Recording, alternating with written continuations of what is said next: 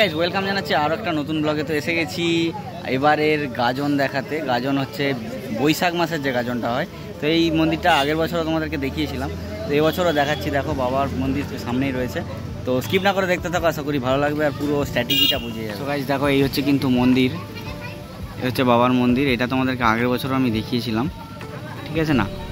তো দেখো, তো এখানে কিন্তু অনেক ভক্তগণ হয়েওছে। তো চলো ওদের সঙ্গে একটু কথাও বলবো, ঠিক আছে? গাইস এই হচ্ছে বাবার মন্দির, আর দেখো এখানে কিন্তু মাও রয়েছে। দেখো মায়ের মূর্তি খুব সুন্দরী, ঠিক আছে? তো চলো ভক্তগণের সঙ্গে কথা বলি, কেননা কদিন ধরে হয়েছেন, কি ব্যাপার কি। ভক্তগণ সবাই এসে গেছেন, তো চলো একটু কথা বলি। তো দাদারা কেমন আছেন? আর বাবার নাম যদি একটু করেন প্রথমেই।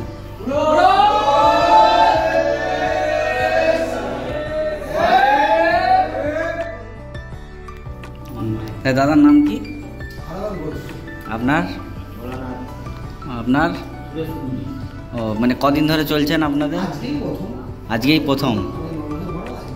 আচ্ছা, আজ থেকে মানে মন্দিরে আছেন। আচ্ছা, এটা তো বাবা বুড়ো শিব না? জলসরার বাবা বুড়ো শিব। এটা বৈশাখের গাজন, মানে কদিন চলবে এটা এখনো? মঙ্গলবার চড়ক হচ্ছে। আচ্ছা, মঙ্গলবার চড়ক আর সোমবারে জল ঢালা। শুক্র আর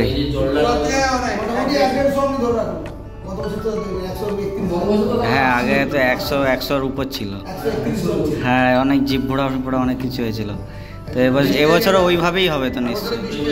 আগেবারে বৃষ্টিটা প্রচুর হয়ে গেছে। হ্যাঁ, একই সিস্টেম। তো মানে ঈদোলাটা তাহলে পরশু থেকে নাকি? শুক্রবার থেকে স্টার্ট হচ্ছে। শনিবার থেকে স্টার্ট হচ্ছে, ওই রাতেই হয়। তাহলে শনিবার রাতেও তাহলে আসবো। হ্যাঁ, সব দিনই হিঁদোলা পাবো। আচ্ছা আচ্ছা। আর এই হচ্ছে আমাদের বাবা, যে বাবা বুড়ো শিব, বহুদিনের বাবা। তারপরে দেখো এই হচ্ছে বাবার ফোড়। এটাই তো ফোড় না? এটা প্রথম ফোড়, এটাই জীব ফোড়ার যে প্রথম ফোড়, এই শিখটাই প্রথম হয়। হ্যাঁ, তো আগের বছরও কিন্তু আমি সবাইকেই দেখিয়েছিলাম। তো আরেকবার বাবার নাম করে